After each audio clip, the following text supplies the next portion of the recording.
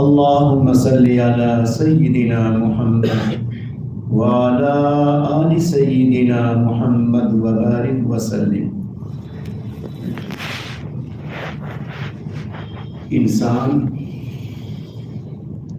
دو چیزوں کا مجموعہ ہے، ایک کو قالب کہتے ہیں اور ایک کو قلب کہتے ہیں۔ یہ دو بنیاد ہے انسان کی، ایک قالب یعنی جسم ہے اور ایک قلب یعنی دل ہے۔ اللہ نے قرآن کریم میں جسم کا بھی تذکرہ کیا اور قلب کا بھی اللہ نے تذکرہ کیا ہے۔ جو احکام اللہ نے ہمیں آپ کو دیے ہیں، جن باتوں کا اللہ نے پابند کیا ہے،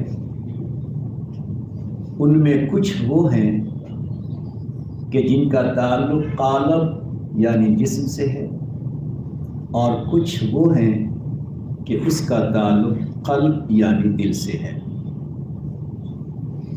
گویا انسان احکام جسم کا بھی پابند ہے اور اعمال قلب کا بھی پابند ہے۔ جس طرح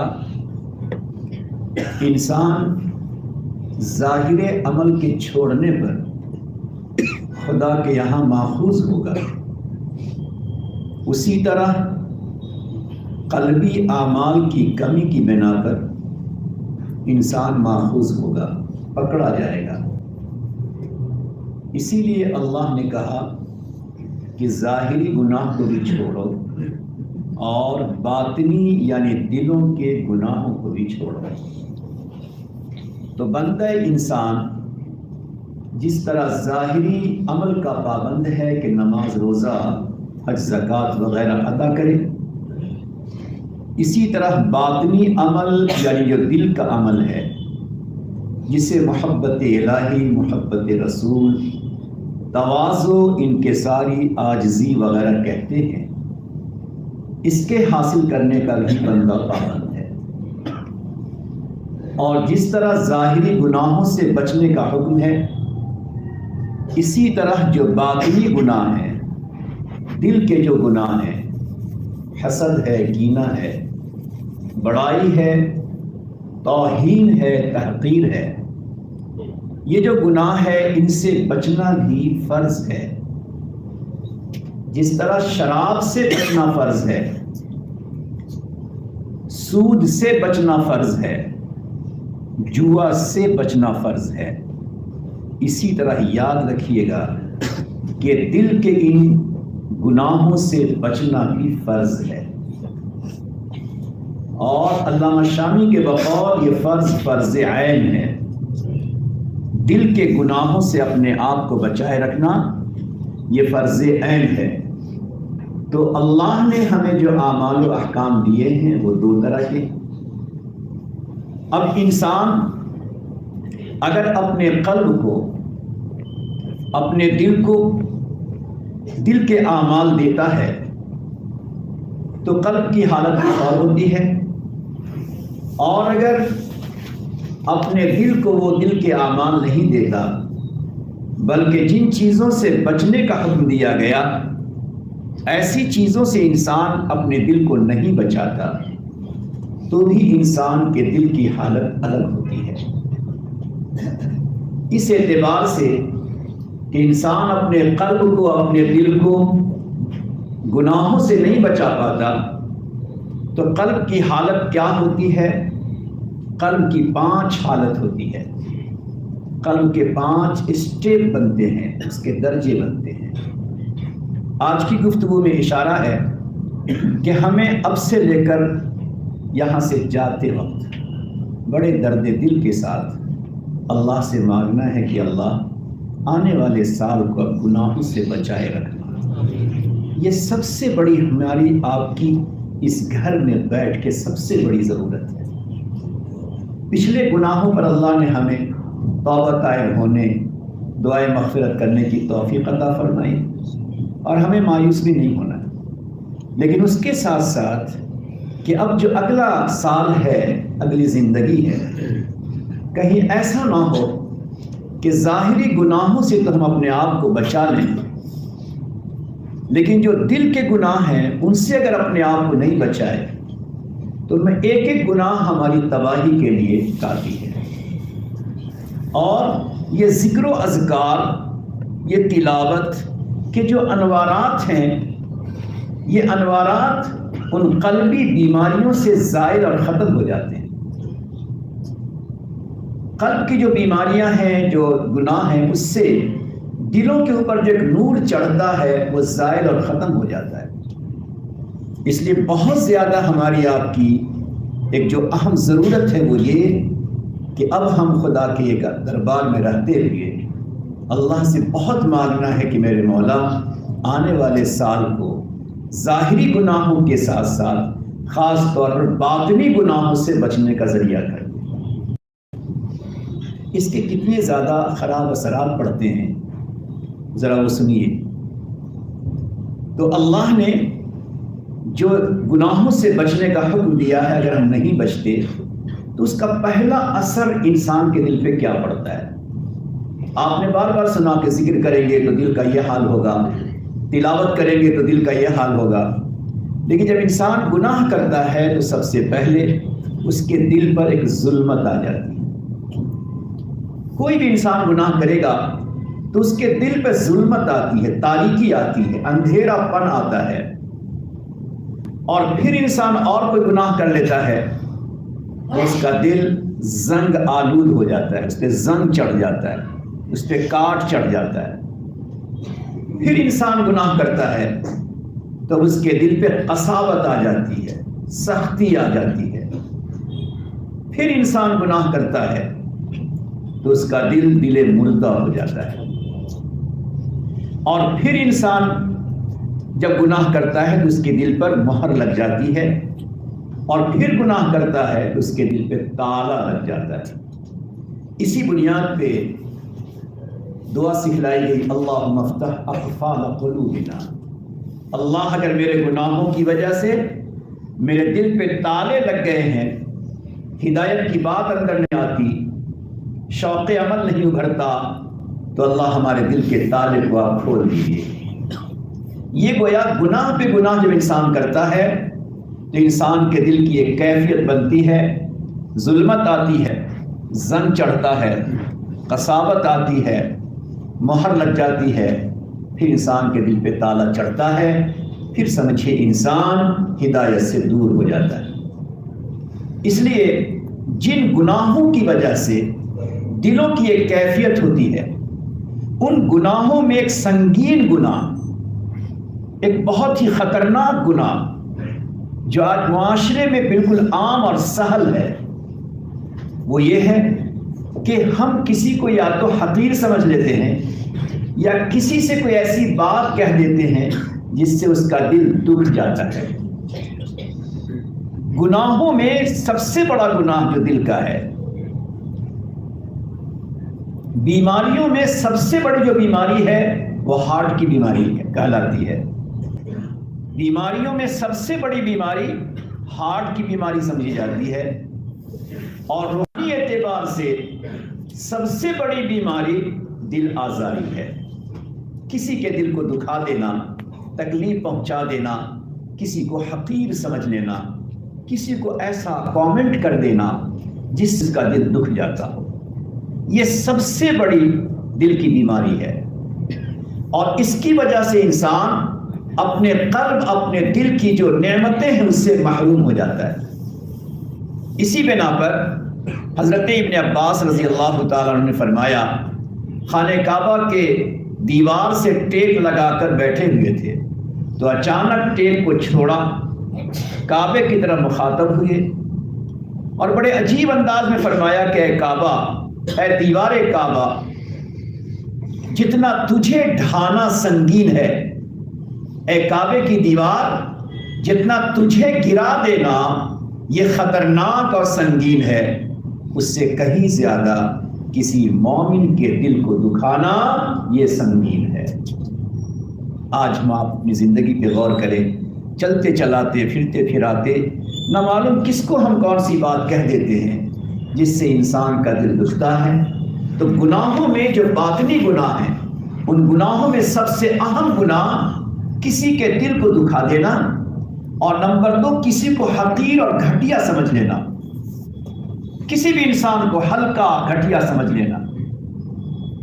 حضرت اشعری تھانوی رحمۃ اللہ علیہ کی بات سنیے، فرماتے ہیں کہ میرے گھر میں گھر والوں نے مرغی پال رکھی تھی، اور گھر والوں کو کہیں جلدی جانا تھا تو مجھے کہہ دیا کہ جب وقت آ جائے تو مرغی کو کھول دیجیے گا اور دانہ پانی ڈال دیجیے گا۔ اہل خانہ میرے گھر والے کہیں چلے گئے اور میں اپنے کام میں لگ گیا اور مرغی کو کھولنا بھول گیا اور دانہ دینا بھول گیا۔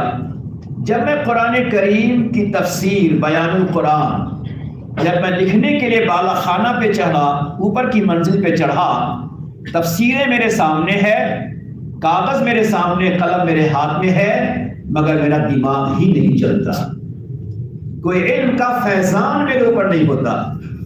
تو میں بہت دیر تک پریشان رہا کہ آخر کیا وجہ ہے کہ آج میرے دل پر علمی فیضان نہیں ہوتا، علم کی بارش نہیں ہوتی، کوئی مضمون نہیں آتا۔ تو سوچنے لگا کہ کہیں مجھ سے کوئی غلطی تو نہیں ہو رہی ہے، کہیں مجھ سے کوئی گناہ تو نہیں ہو رہا ہے۔ جب میں سوچا تو خیال آیا کہ ہو اتنا وقت ہو چکا، اتنی دیر ہو گئی، اور مرغیاں بھوکے پیاسے وہ اپنے جگہ پہ بند ہے۔ میں جلدی سے نیچے اترا، ان کو کھولا، دانہ پانی دیا۔ فرماتے ہیں جب میں اوپر چڑھا اور کاغذ قلم لے کے بیٹھا تب میرے اوپر علمی فیضان ہونے لگا۔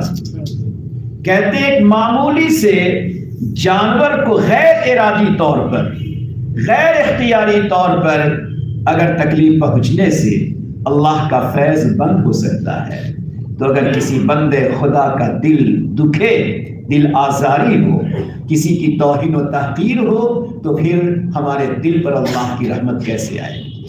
اس بنیاد پر ہمیں یہ عزم و ارادہ کرنا ہے کہ ہماری ذات سے، ہمارے قول سے، ہمارے فعل سے کبھی کسی کو کوئی تکلیف نہ پہنچے۔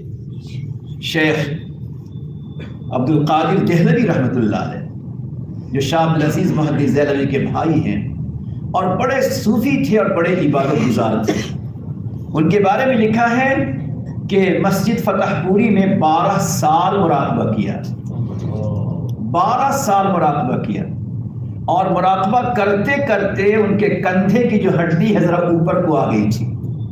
بڑے عبادت گزار تھے، اور شاہ عبدالعزیز محدث دہلوی اپنی جگہ اپنی شان رکھتے تھے، مگر ان کا بڑا خیال کرتے تھے۔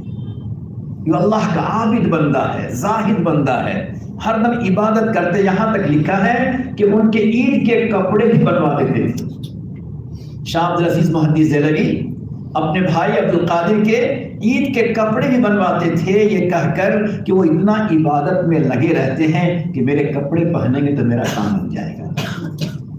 تو شیخ عبد القادر دہلوی رحمۃ اللہ علیہ کہتے ہیں کہ ایک بوڑھی عورت، نہایت بیوہ بوڑھی عورت میرے پاس کچھ لے کر آئی، اس نے مجھے ہدیہ دیا، تو میں نے کہا میرا یہ نظام نہیں کہ میں ہدیہ قبول کروں۔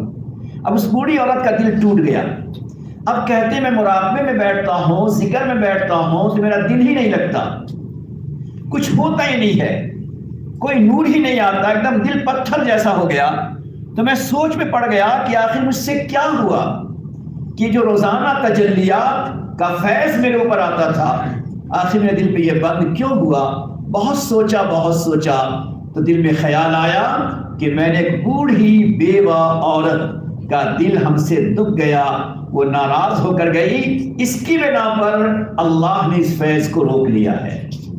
خود فرماتے میں ڈھونڈ کے اس کے گھر گیا اور جا کر اس بوڑھی ماں سے کہا کہ آپ نے جو مجھے ہدیہ دینا چاہا وہ مجھے دیجئے۔ میں جب لے کر آیا اس کا دل خوش ہو گیا۔ اب جب ذکر میں بیٹھا تو میرے دل میں لگا کہ انوارات کی بارش ہو رہی ہے۔ میں عرض کرنا چاہتا ہوں اپنے ان احباب سے بھی کہ جو دلوں کی دنیا کو چاہتے ہیں، دلوں کی دولت کو چاہتے ہیں، دلوں کے نور کو چاہتے ہیں، دلوں کی بہار کو چاہتے ہیں تو ہمیشہ کے لیے عزم کر لیجئے، چاہے کتنا ہی تلخ، کتنا ہی بڑی پریشانی اور مشقتوں کو برداشت کرنا ہو، مگر پھر بھی ہماری ذات سے کسی کو تکلیف نہ پہنچے۔ اور تکلیف ہمیں پہنچتی ہے تو صحابہ کی زندگی کو یاد کیجئے، بلغت القلوب الحناجر، کہ صحابہ کو ایسی ایسی تکلیفیں پہنچی کہ ان کا قلب جو ہے وہ حلق تک آ جاتا تھا۔ وَزُلْزِلُوا زِلْزَالًا شَدِيدًا، ان صحابہ کو دشمنوں نے جھنجھوڑ کے رکھ دیا تھا، ہلا کے رکھ دیا تھا، مگر پھر بھی ان صحابہ کی ذات ان کے قول سے کبھی اڑوس پڑوس کو کوئی تکلیف نہیں پہنچی۔ خلاصہ یہ ہے کہ جو ہمارا دین و شریعت ہے، جو ہم سے روزے کا مطالبہ کرتا ہے، جو ہم سے احکام ظاہر کا مطالبہ کرتا ہے، اسی کا مطالبہ یہ ہے کہ ہمارے قول سے، ہمارے فعل سے، ہمارے کسی عمل سے کسی انسان کو ذرہ برابر کوئی تکلیف نہ پہنچے، ورنہ ہمیں کبھی بھی دل کی بہار اور دل کی دولت ہمیں حاصل نہیں ہو سکتی ہے۔ تو اگر کسی کو تکلیف، تو اس تکلیف کی بنیاد پر ایک تو ہے کہ فیض کا سلسلہ بند ہو جاتا ہے، روحانیت کا سلسلہ بالکل بند ہو جاتا ہے، یاد رکھیے گا، چاہے وہ تکلیف کسی کو بھی پہنچے، کسی کو بھی پہنچے، یہ قلبی فیضان اور انوارات و تجلیات کا سلسلہ سب سے پہلے نمبر پہ بند ہوتا ہے، اور پھر اس کے بعد کبھی کبھی جب اللہ ناراض ہوتے ہیں تو جو اللہ فیض کو چھینتا ہے وہی اللہ ایمان بھی چھین لیتا ہے۔ اور یہ بات میں آپ کو تاریخ کے حوالے سے سناتا ہوں۔ دوسری صدی میں تاریخ سیرت لکھی گئی، طبقات ابن سعد، یہ بڑی اہم اور بڑی معتبر اور مستند سیرت کی کتاب ہے طبقات ابن سعد۔ اس میں محمد ابن سعد رحمۃ اللہ علیہ نے بڑی ایک عجیب روایت نقل کی ہے، ذرا غور سے سنیے۔ اور اس روایت کو لکھتے ہوئے کہتے ہیں کہ میرا قلم رک گیا تھا، اور رک گیا، میں لکھ نہیں پاتا تھا اس روایت کو۔ پھر میں دوڑا ہوا اپنے استاذ کے پاس گیا اور میں نے ان سے پوچھا کہ کیا ایسا ہو سکتا ہے جو روایت مجھ تک پہنچی ہے جس کو میں لکھنا چاہتا ہوں؟ تو میرے استاذ نے کہا کہ ہاں ایسا ہو سکتا ہے۔ جب میں نے لکھا، لکھتے ہی میرا قلم رک گیا تھا۔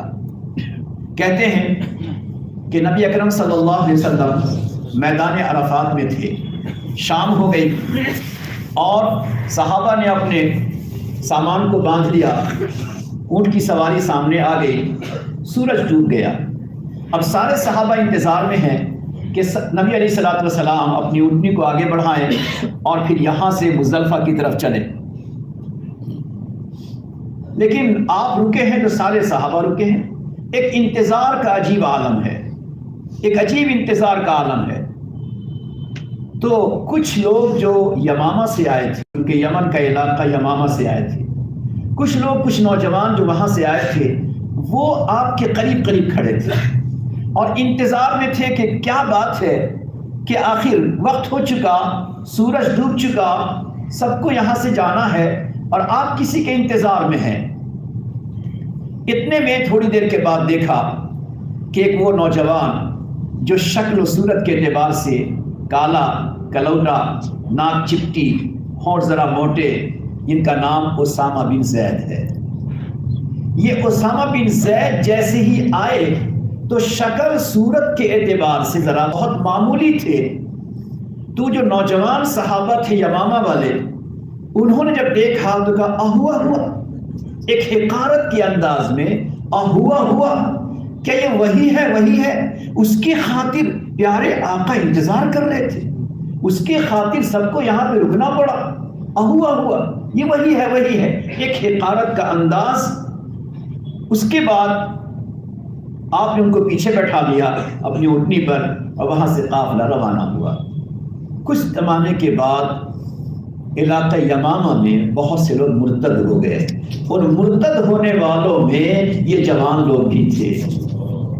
وہاں پہ راوی نے لکھا ہے کہ جو دل کے اندر حقارت آ گئی تھی پیارے نبی کی صحبت، پیارے نبی کی قربت، پیارے نبی کے قریب ہونے کی حالت میں، ایسے پاکیزہ ماحول میں رہتے ہوئے ایک صحابی کے لیے دل میں جو ہلکی سی حقارت آ گئی، پروردگار کو حقارت پسند نہیں آئی، اسی حقارت کی بنیاد پر اللہ رب العزت نے آزمائش میں ڈالا، اور علاقہ یمامہ میں مسیلمہ کذاب کی بنیاد پر جو ارتداد پھیلا، اس مرتد ہونے والوں میں وہ جوان کو بھی سزان مرتد بنا دیا گیا۔ اس لیے ہمیں ڈرنے کی ضرورت ہے کہ جس اللہ نے ہمیں آپ کو نعمتوں سے نوازا اور عبادت کا گہرا موقع اللہ نے دیا ہے، اب اس عبادت کے بعد یہاں سے جانے کے بعد اگر ہمارا دل اسی طرح رہا کہ ہمارے دل میں کینہ بھی ہے اور حسد بھی ہے اور حقارت بھی ہے اور توہین بھی ہے، اگر اسی طرح رہا تو شاید خدا ہمیں کسی چیز سے محروم کر دے۔ اس لیے یہاں آج سے لے کر جانے کے وقت تک ہم آپ ذرا اپنے دلوں کی خرابی اور دلوں کی گندگی اور دلوں کی بیماری پر ذرا خوب نظر ڈالیں اور اس سے بچنے اور اللہ تعالیٰ سے اس سے بچنے کی حفاظت کی دعا بغور کریں، ورنہ اللہ رب العزت کے بارے میں ہم سنتے ہیں وہ اللہ ہر رات اس رمضان مہینے کی ہر رات اپنے لاکھوں لاکھ بندوں کی مغفرت کرتا ہے، مگر رب کریم جب دیکھتا ہے کہ میرا بندہ گندا ہو چکا، بہت گندا ہو چکا، تو اللہ اپنی شان بے نیازی ظاہر کرتا ہے۔ لہٰذا ہمیں اللہ سے مایوس بھی نہیں ہونا ہے، پروردگار کی رحمتوں سے مایوس نہیں ہونا ہے۔ جس پروردگار نے ہم تمام کو روزے کی توفیق بخشی، ہمیں مایوس نہیں ہونا ہے، مگر اگلی زندگی کے بارے میں ڈرنا ضرور ہے۔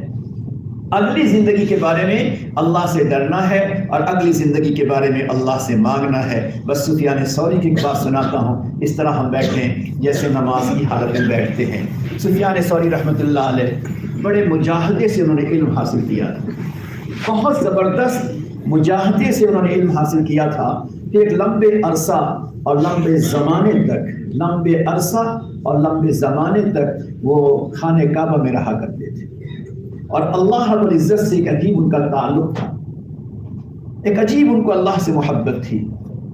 سفیان بن عیینہ بھی رہتے تھے اور سفیان ثوری بھی رہتے تھے، یہ دونوں رہتے تھے، دونوں ہم نام تھے اور دونوں محدث تھے اور دونوں حرم کے عبادت گزار تھے۔ اللہ کی شان دیکھیں کیا مرتبہ تھا ان کا، سفیان ثوری کا، کہ سفیان بن عیینہ حرم سے باہر نکلے اور مکے کی کسی گلی میں گئے تو دیکھا کہ پھانسی کا پھندا بن رہا ہے۔ تو سفیان بن عیینہ نے پوچھا کہ یہ کیا ہے؟ تو لوگوں نے بتایا کہ سفیان ثوری جو آپ کے ساتھ رہتے ہیں، انہوں نے بادشاہ کے خلاف کوئی فتویٰ دیا ہے، اور بادشاہ جو ہے بغداد سے چل چکا ہے، اور اس نے آرڈر کیا ہوا ہے کہ میں جب مکہ پہنچوں تو سولی تیار رہے، تاکہ سفیان ثوری کو مجھے سولی دینا ہے۔ جب سفیان بن عیینہ آئے تو اس وقت حرم میں بیٹھے تھے، تو سفیان ثوری سے کہا کہ پتہ ہے آپ کے بارے میں کیا ہو رہا ہے؟ کہا کیا ہو رہا ہے؟ کہا آپ کو سولی کا مسئلہ ہے۔ اچھا یہیں بیٹھو۔ اپنے ساتھی سے کہا، سفیان بن عیینہ سے کہا یہیں بیٹھو، اور وہاں سے چل کر کعبے کے دروازے کے پاس پہنچے، ملتزم کے پاس پہنچے، اور ملتزم سے اپنے سینے کو چمٹایا اور دعا کی، اللہ ظالم بادشاہ چل چکا ہے، اگر وہ مکے میں داخل ہوا تو اللہ میری جو آپ سے دوستی ہے وہ دوستی ٹوٹ جائے۔ کس ناز میں کہا ہوگا انہوں نے کہ میری جو دوستی ہے اللہ، وہ جو تعلق اور دوستی ہے وہ ٹوٹ جائے گی۔ جو کوئی معمولی انسان نہیں کہہ سکتا ہے، جسے اللہ کے خاص قرب حاصل ہوگا۔ اور ہوا یہی کہ ابھی مکے کی سرحد جہاں سے شروع ہوتی ہے اس کے قریب پہنچا طائف کے راستے سے، اور وہ بادشاہ وہاں اپنے سواری سے گرا اور وہی اس کی ٹانگ ٹوٹی، وہی مر گیا۔ پروردگار اپنے بندوں کے باتوں کی لاج رکھتے ہیں۔ وہ سفیان ثوری رحمۃ اللہ علیہ اس کے بعد وہ حج میں چلے، اپنے قرب کو اور اللہ کے مقام ناز کو تو دکھلا دیا، پروردگار نے ان کی بات کو تو رکھ لیا۔ اس کے بعد جب وہ حج کو چلے ہیں تو مینا جا رہے تھے مکہ مکرمہ سے، تو سواری پہ سوار ہوئے اور بے پناہ رونے لگے، تڑپ تڑپ کے رونے لگے، اپنے آپ کی اصلاح کرتے ہوئے، اپنے دل پہ نظر رکھتے ہوئے، کہیں ہمارا دل عجب میں کبر میں بڑائی مبتلا نہ ہو، تو اپنے آپ پہ نظر رکھتے رونے لگے۔ تو کسی ساتھی نے کہا کہ کیوں روتے ہیں؟ تو اب سنیے کیا کہا انہوں نے، اپنا مقام دیکھ چکے ہیں، اب انہوں نے کہا میں اس بات پہ روتا ہوں کہ میں اسی مکے میں ایسے بندے کو جانتا ہوں جو اس قدر اتنا عبادت گزار تھا کہ جب بارش نہیں ہوتی تو لوگ اس کے وسیلے سے دعا کرتے تھے، مگر ایک ایسا گناہ اس کے دل میں آ گیا کہ اس گناہ کی بنیاد پر مرنے سے پہلے اس کی زبان پہ کفر چل رہا تھا۔ اللہ اکبر۔ اس بنیاد پر ایک طرف کمالات بھی ہیں، خوبیاں بھی ہیں، اللہ لاج رکھتے ہیں، جو کہہ دیا اللہ نے پورا کر دیا، مگر اس کے باوجود پھر اپنے آپ پہ نظر کہ کہیں میرا انجام خراب نہ ہو جائے۔ اس لیے ہمیں آپ کو اس بات سے آئندہ کے لیے ڈرنا ہے کہ اللہ ہمارے دل میں گندگی نہ رہے، ہمارے دل میں کبر نہ رہے، عجب نہ رہے، بڑائی نہ رہے، ریا نہ رہے، اور ہم اپنے گناہوں پر مطمئن نہ رہیں۔ اللہ بہت زیادہ اپنے بندوں کی باتوں کو قبول بھی کر لیتا ہے، اور کبھی کبھی دل کی خرابی کی بنا پر بندے سے بہت کچھ چھین بھی دیتا ہے۔ تو ہمیں یہ ڈرتے ہوئے جانا ہے کہ جو کچھ ہم نے یہاں پہ کیا ہے، اللہ کہیں ہمارے کسی گناہ کی بنا پر ہماری چیزوں کو چھین نہ لے۔ اللہ سے ہمیں ڈرنا ہے۔ آنکھوں کو بند کر لیجئے، سر کو ذرا جھکا لیجئے، سوچئے جس اللہ نے پورے مہینے اپنے فضل سے کچھ نہ کچھ کرنے کی توفیق بخشی ہے، اللہ، اور جس اللہ نے ہمیں سجدہ بھی دیا ہے، دعا کی توفیق بھی دی ہے، اور ہم کیوں خدا کے گھر میں مایوس ہوں، آنکھوں کے آنسو بھی اسے دیے ہیں، لیکن یہ سب کے سب اب تک کے لیے ہے، آئندہ کی زندگی پتہ نہیں کیسی ہوتی ہے۔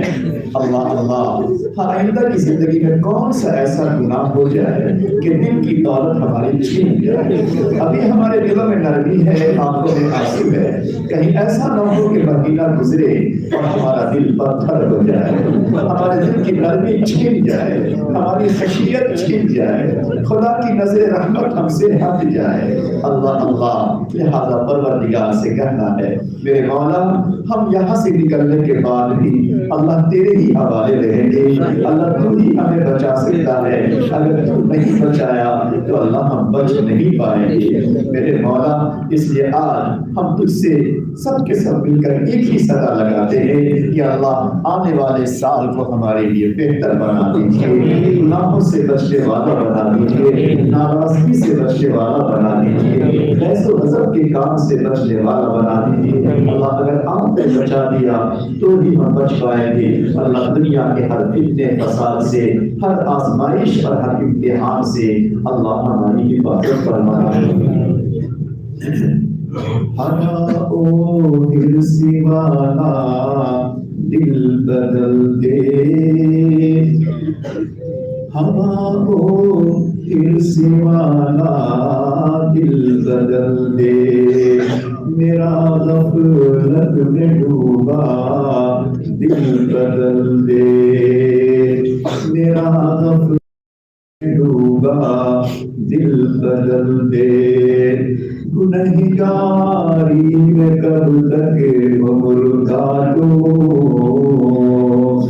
گنہگاری میں کب تک عمر کاٹوں، میرا رستہ بدل دے دل بدل دے، میرا رستہ بدل دے دل بدل دے، پڑا ہوں تیرے در پر، پڑا ہوں تیرے در پر،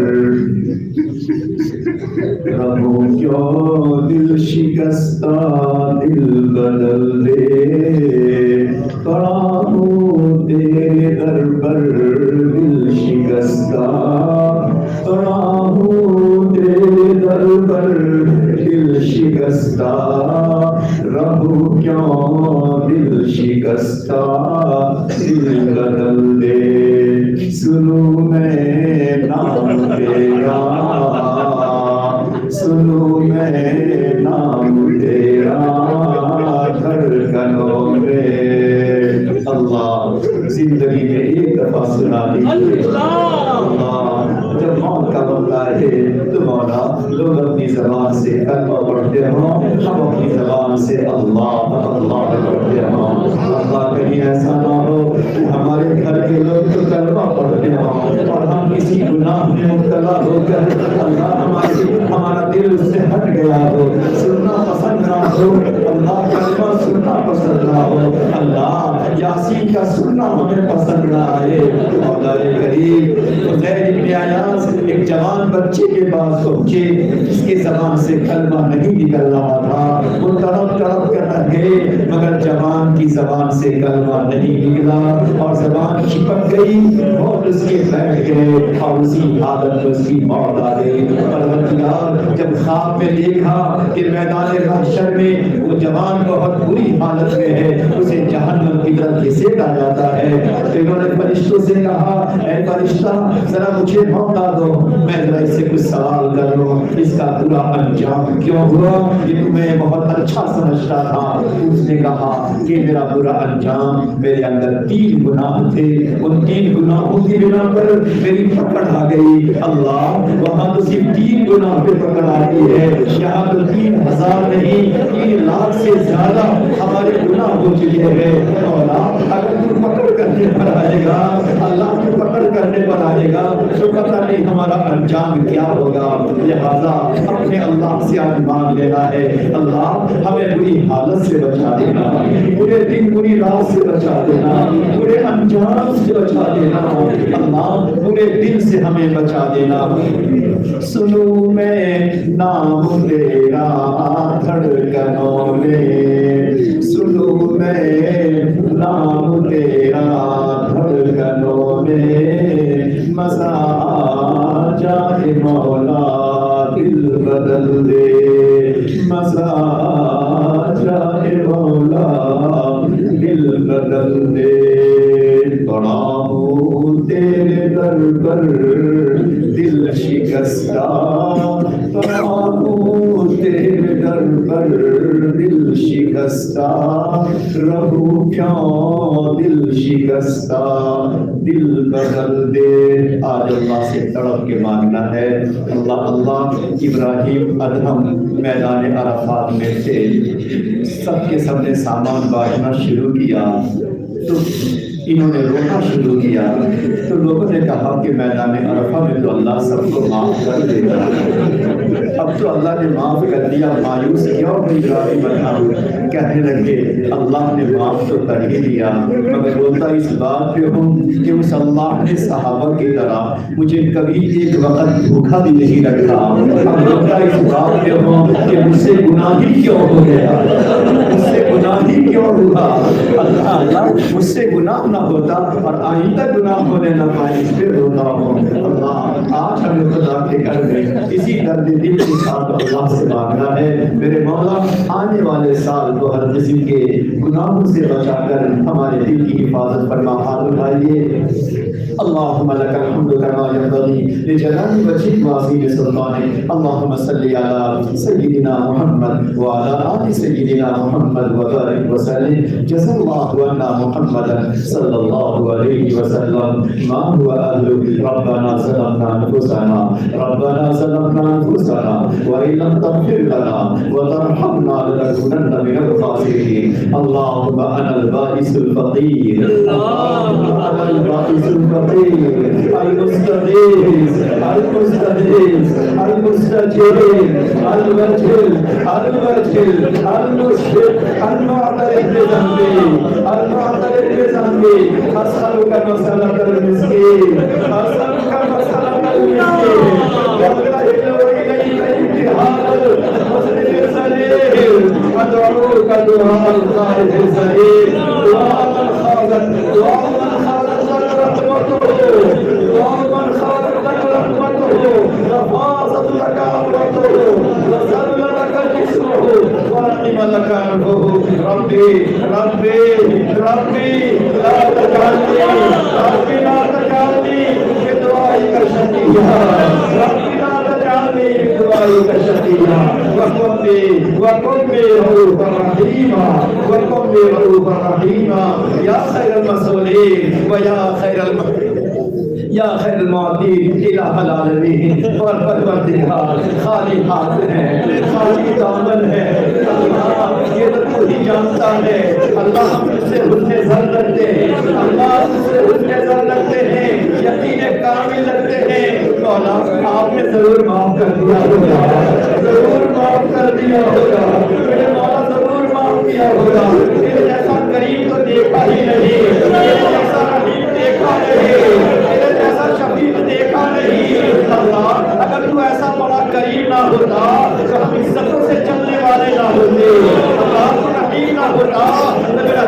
کالا ہو گیا ہوتا، اللہ تو شفیق نہ ہوتا میرے ہاتھ بدل گئے ہوتے، میرے مولا اگر تو کریم نہ ہوتا ہمارے لقمے کھٹے ہو گئے ہوتے، اللہ ہمارے شربت بیکار ہو گئے ہوتے۔ اللہ یہ سب دلیل ہے، اللہ یہ سب دلیل ہے کہ تو بڑا کریم ہے، تو بڑا رحیم ہے۔ اللہ جب گناہوں پر آپ نے یہ سزائیں نہیں کی ہے تو اللہ ہم یقین کرتے ہیں اللہ جی آپ نے ضرور معاف کر دیا ہوگا، مولا ضرور معاف کر دیا ہوگا، مولا ضرور معاف کر دیا ہوگا۔ اللہ کس منہ سے کہیں کہیں ایسا نہ ہو کہ مایوسی آ جائے، اللہ کس منہ سے کہیں نہیں معاف کیا پھر بھی معاف کر دو۔ اللہ ہم اس سے امید رکھتے ہیں مولا پورے محمد کو آپ نے معاف کر دیا، اللہ گنہگاروں کو معاف کر دیا ہوگا۔ اللہ اب تو ہم جس سے آگے کی بھیک مانگتے ہیں، اللہ آگے کی بھیک مانگتے ہیں۔ مولا ایک جوان تھا حسن بصری کے سامنے پہنچا، اس نے کہا جو بندہ معاف کرتا ہے تو محبت کی نظر سے دیکھتا ہے، اللہ وہ بندہ رو رو کے جب توبہ کر لیا اور دل اس کا ہلکا ہو گیا تو اس نے سوچا کہ اللہ جس کو توبہ قبول کرتا ہے اسے محبت کی نظر سے دیکھتا ہے۔ اللہ توبے کی قبولیت کے بعد اس نے 3 دعائیں کی تھی کہ مولا مجھے حافظ قرآن بنا دینا، اللہ مجھے میری آواز کو پرکشش بنا دینا اور میری روٹی کا انتظام کر دینا۔ اللہ قبولیت کے توبہ کے بعد اس بندے نے 3 دعائیں کی تھی، مولا ہم گنہگار بھی میرے سامنے آئندہ کے لیے ہاتھ پھیلائے، اللہ آپ معاف بھی کر دیجئے اور محبت کی نظر سے دیکھیے۔ تیری ایک نظر کی بات ہے، تیری ایک نظر کی بات ہے، اللہ نے معاف کر دیا، یقیناً تو نے معاف کر دیا، اللہ تیری ایک نظر کی بات ہے، ہماری زندگی کا سوال ہے۔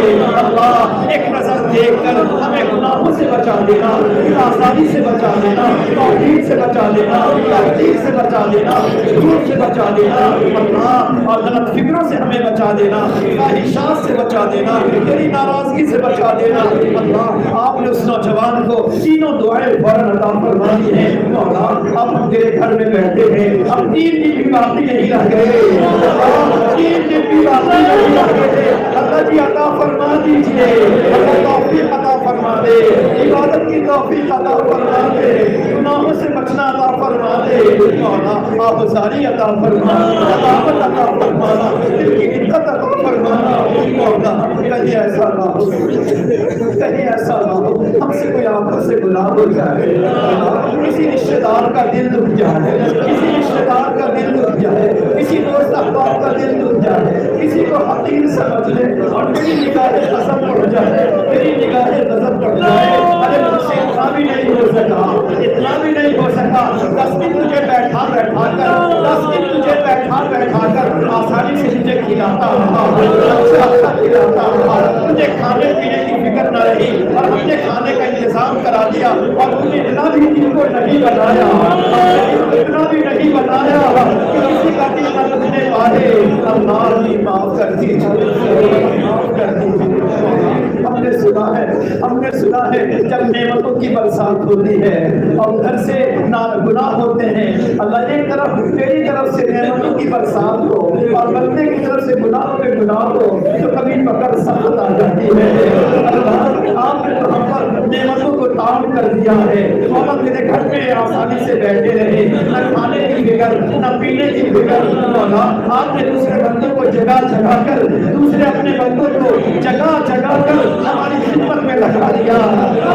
ہمارے بندے عبادت کریں گے، اپنے دلوں کو بنائیں گے، اپنے دلوں کو روشن کریں گے، ہماری ناراضگی سے بچیں گے، مگر کیا بچے کھا کھا کر، اللہ کھا کھا کر پی پی کر میرے گھر میں رہے اور میرے گھر سے کیا نکلے کہ میرے ہی نافرمان بن گئے، میرے ہی نافرمان بن گئے، میرے سامنے جری بن گئے، میرے سامنے جری بن گئے، بے بات بن کے گناہ کرنے لگے۔ مولا ہم سے بڑھ کے مجھے کار ہوگا، ہم سے بڑھ کے مجھے کار ہوگا، کوئی نہیں ہوگا۔ پھر مولا معاف کر دیجیے، مولا معاف کر دیجیے۔ اللہ جس کو دولت ملتی ہے اور وہ ناشکری کرتا ہے وہ بڑی سزا ہوتی ہے۔ اس فقیر کے پاس کچھ بھی نہ ہو، اللہ جس فقیر کے پاس کچھ بھی نہ ہو اس سے کیا حساب ہو رہا ہے؟ جو لوگ جن کو اتنی نعمتیں نہ ملی ہوں ان سے ان کے بچائے، جن کو راحتوں کی نعمتیں آپ نے دی ہیں اللہ ان سے کوئی حساب ہو سکتا ہے تو اللہ اپنے حساب سے بچا دیجیے گا۔ اللہ ہم نے سنا عکاشہ بن محصن ایک جوان صحابی ہیں، پیارے نبی کے سامنے ہیں، پیارے نبی نے فرمایا اللہ رب العزت 70,000 یعنی بہت زیادہ بلا حساب لوگوں کو جنت میں داخل کریں گے۔ مولا جیسے ہی سنا عکاشہ بن محصن نے کھڑے ہو گئے اور کہا میرے مولا میرے پیارے آقا میرے دعا کر دو نا، میرے دعا کر دو۔ اللہ پیارے نبی نے دعا کر دی، وہ بلا حساب جنت میں چلے گئے۔ اللہ تیرے نبی کی دعاؤں کا واسطہ ہے، اللہ تیرے نبی کی دعاؤں کا واسطہ ہے، اللہ ہم تمام کو بلا حساب جنت عطا فرمانا، اللہ آئندہ گناہوں پہ مواخذہ نہ فرمانا۔ اللہ جی تم بڑے کمزور ہیں، اللہ بہت کمزور ہے۔ مولا کریم جس طرح تیرے ایک ایک گھونٹ کے ہم محتاج ہیں، ایک ایک لقمہ کے محتاج ہیں، اللہ اسی طرح گناہوں سے بچنے چھوٹا بچہ کتے سے ڈرتا ہے، مامی بکا کے ماں کے گود میں جا کے بیٹھ جاتا ہے، ماں کے گود میں بیٹھ جاتا ہے، ابو کی اپنی پکڑ لیتا ہے اور وہ سوچتا ہے اب کا ہمیں کا شیطان ہمارے کتے کی طرح تیرے گھر میں آ کے بیٹھ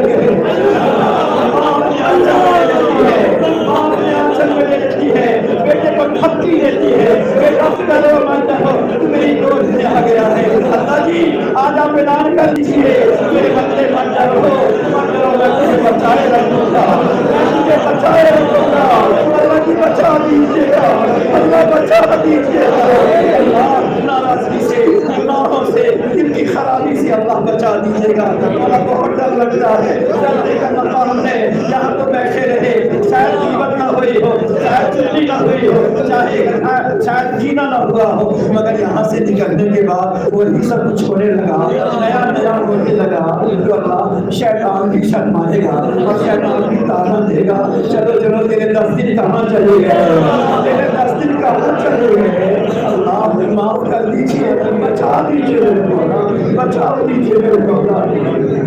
مولا کریم ہم بڑے کمزور ہیں، بڑے کمزور ہیں، اللہ ہمیں اس بات کا یقین ہے باہر نکلیں گے شیطان انتظار میں ہوگا، اللہ نفس اپنی حالت پر ہوگا، مولا کریم اب تو ہی بچا سکتا ہے، اللہ تیرے سوا ہمیں کوئی بچا نہیں سکتا۔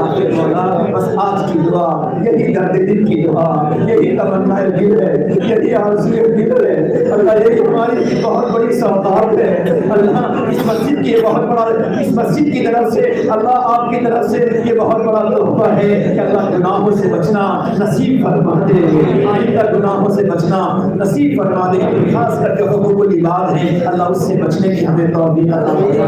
مولا کریم اپنے فضل سے اپنے کرم سے میرا مولا بہت سے لوگ پریشانی میں ہے، مصیبت میں ہے، بیماریوں میں ہے، قرضوں میں ہے، بہت سے جوان بھی یہاں پہ ہوں گے جو روزی کی وجہ سے پریشان ہوں گے، ماں باپ سے بھیجا بیچارہ پورے کئی مہینے روزی کے لیے لوگوں کے در کھو کر کھاتا رہا، لوگوں کے پاس آفسوں میں جا کے دیتا رہا، لوگوں کے در کی ٹھوکر کھاتا رہا، کہیں نہیں ملا، یا خدا کے در کو تھام دو، یا خدا کے در کو تھام دو، اللہ جوانوں نے تیرے در کو تھام لیا ہے، تیرے در کو تھام کے پکڑ گئے ہیں مولا، اب اس در سے اگر نہیں ملا، اس در سے روزی کا دروازہ نہیں کھلا، اللہ روزی کا دروازہ اس در سے بھی نہیں کھلا تو مولا ہمارے جوان مایوس ہو جائیں گے، اللہ دل چھوٹا ہو جائے گا، مولا تو دلوں کو رکھنے والا ہے، امیدوں کو پورا کرنے والا ہے، مولا دیکھ امیدوں کو پوری فرما دیجیے، دلوں کو بڑا کر دیجیے، مولا ان جوانوں کو کامیاب فرما دیجیے، بوڑھے ماں باپ کے دلوں کو ٹھنڈک پہنچا دیجیے، اللہ ہمیں بوڑھے ماں باپ کی آنکھوں کی ٹھنڈک بن کر رہنے کی توفیق عطا فرما۔ اللہ جی ایک وقت تو آنا ہے، اے اللہ ہمیں اس بات کا یقین تو ہے کہ جس طرح ہم میں سے بہت سے لوگوں نے اپنے بوڑھے ماں باپ کو کندھے پر سوار کر کے قبر کے حوالے کیا ہے، اللہ ایک وقت آئے گا ہم بھی ان کے پڑوس میں جا کے ہمیں سونا پڑے گا، اللہ ان کے پڑوس میں جا کے سونا پڑے گا، اللہ یہ جو گھر انہوں نے ہمیں دیا ہے، جس گھر میں قرآن کو رکھ کر گئے ہیں، اللہ بہت سا ایسا گھر ہوگا جس میں باپ ماں کا رکھا قرآن نہ ہو، اللہ وہ قبر میں لیٹے ہوں اور ہمیں ان کی قبر کے بازو میں ہمیں بھی لٹایا جائے اور لٹاتے ہی عذاب کا فرشتہ آ کر ہمیں وہاں سزا دینا شروع کر دے، اللہ ماں باپ تو شاید کم پڑیں گے، کم سے کم قرآن کی بات نہ کیا ہوتا، قرآن کی بات نہ کیا ہوتا، قرآن میں چھوڑ دیا گیا تھا۔ ماں باپ کی روحوں کے سامنے شرمندہ ہو جائیں گے۔ اللہ ہر قسم کی شرمندگی سے ہماری حفاظت فرما، اللہ ہر قسم کی رسوائی سے حفاظت فرما، اللہ ہر پریشان حال کی پریشانی کو دور فرما، اللہ ہمارے کاروبار میں روزی میں برکت عطا فرما، خوشحالی فراوانی عطا فرما، اللہ درس و تدریس ہو، جو بھی دین کے شعبے ہوں، اللہ ہر شعبے میں اپنی رضا کے ساتھ ہر فتنے فساد سے بچتے ہوئے، ہر آزمائش سے بچتے ہوئے اللہ کے خدمت دین کی توفیق عطا فرما۔ احباب جماعت میں نکلے ہوں تو قبول فرما، کامل کے کام میں مزید تقویت عطا فرما، درس و تدریس علم و معرفت میں قوت عطا فرما۔ اللہ یہ جو 2 دن گزرے باقی رہ گئے ہیں، اللہ ہر دم ہر پل ہمارے دلوں پر رحمتوں کی برسات برساتی۔ اللہ نے سنا بات عارفی نے لکھا ہے، کبھی کبھی اللہ کی خاص رحمت کسی بندے کی طرف آتی ہے، وہ بندہ غفلت میں رہتا ہے، باتوں میں رہتا ہے، وہ رحمت آپ کے واپس چلی جاتی ہے۔ اللہ یہ 1-2 دن میں اگر رحمت آئے اور ہمارے دل کو چھوئے بغیر واپس چلی جائے تو ہم سے بڑھ کے محبوب کون ہوگا؟ کون ہوگا؟ مولا محبوب سے بچا دینا، محبوب سے بچا دینا۔ اللہ ہر ایک کی دعا قبول فرما۔ مولا یہ مجمع کی برکت سے مجھ گناہگار کی دعا یہ سارا مجمع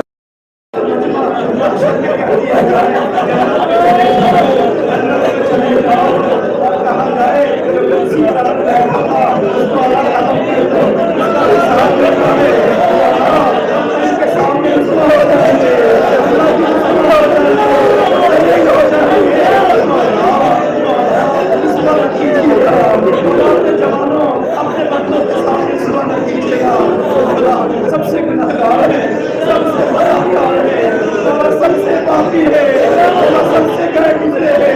اللہ کی معاف کر دینا، اللہ معاف کر دینا، اللہ کی معاف کر دینا، مولا معاف کر دینا۔ میری دعا پر نہیں، اپنے بندوں کی آمین پر اللہ کی معاف کر دینا۔ آئندہ بچا دینا، آئندہ ہر شر سے بچا دینا، اللہ کی ہر شر سے بچا دینا۔ مولا معاف کر دیجیے گا، مولا معاف کر دیجیے گا۔ اپنا فضل کرنا، اپنا فضل کرنا۔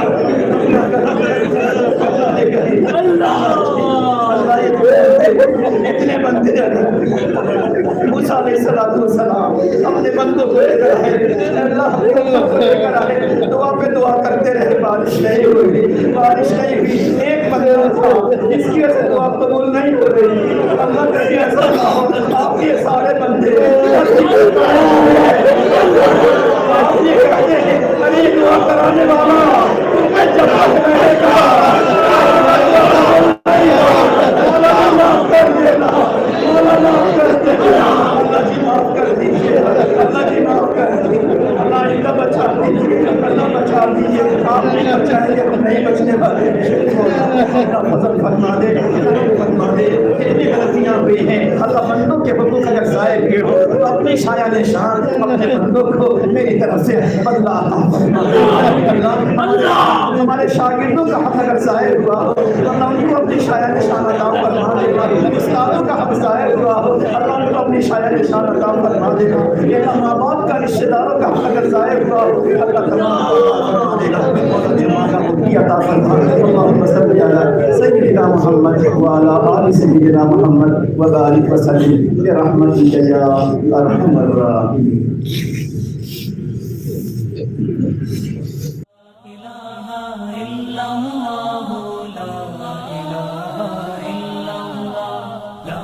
إله إلا الله